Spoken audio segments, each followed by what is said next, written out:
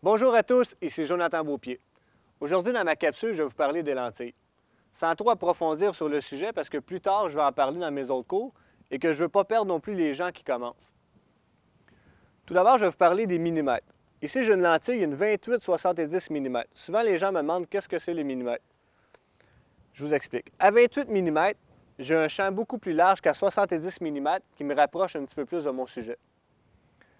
Donc, à 28 mm, ça va me permettre de faire une belle photo de paysage ou une photo de famille. À 70 mm, je vais aller chercher un plan un petit peu plus serré pour faire une photo plein pied d'un sujet. Moi, ici, je travaille aussi avec une 70-200 mm. Donc, comme vous avez compris, une 70 mm, elle va me permettre de faire un plein pied. Ou quand je vais focusser à 200 mm, là, je vais encore avoir un plan plus serré sur mon sujet pour faire une belle photo portrait. Ou souvent aussi, je vais m'en servir pour aller chercher un canard ou un oiseau pour avoir vraiment mon sujet assez près. Je vais vous parler aussi de la 10-20. Elle, la 10-20, c'est une lentille, ce qu'on appelle une lentille grand angle. Très intéressant comme lentille. Donc, je recommence. À 10 mm, ça me donne un champ presque de 180 degrés.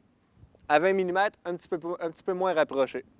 Ce qu'il faut faire attention avec une grand angle, souvent quand je vais faire de la photo, puis s'il y a un objet proche, ça va te porter à déformer. Mais ça encore, dans mes cours, je vais donner des trucs, on va faire des exercices aussi, puis on va en parler un petit peu plus.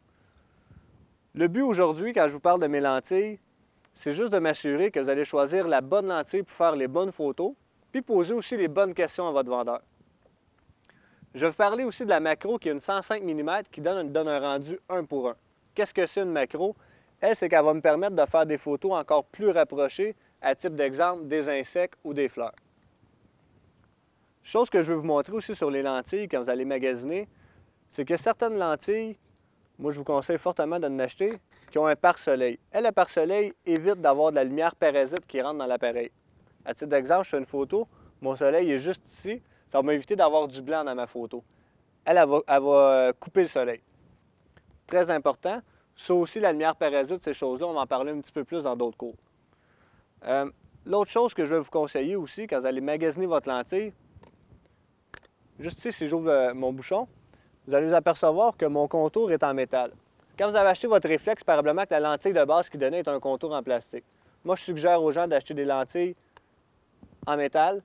Ça va vous éviter de gruger trop vite votre lentille et avoir une plus longue durée. Des fois, ça vaut la peine aussi de sortir 100 ou 200 $ pour une lentille pour pouvoir la garder 1 an ou 2 ans de plus.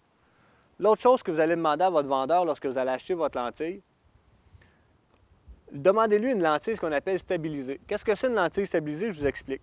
À titre d'exemple, je fais une photo à main levée, je tremble un petit peu. Elle, la lentille stabilisée va m'éviter d'avoir un flou dans ma photo, jusqu'à un certain niveau. Donc aujourd'hui, ce que je vais faire avec vous, c'est vous expliquer les millimètres, le contour d'une lentille. Je vais vous parler aussi un petit peu du pare-soleil. Puis en même temps, c'est que ça va vous aider à vous dire, moi, je vais faire plus de la photo de paysage. À partir du moment qu'on va faire plus de la photo de paysage, évitez de prendre des lentilles qui est marqué 400, 500 puis 600 mm dessus. Juste de vraiment pas oublier, plus les millimètres sont bas, plus mon champ est large. Plus mes millimètres sont élevés, plus mon champ est rapproché. Donc, j'espère que j'ai répondu un petit peu à vos questions et que ça va vous aider aussi à magasiner vos lentilles. C'était Jonathan Beaupied pour coursphotoll.com.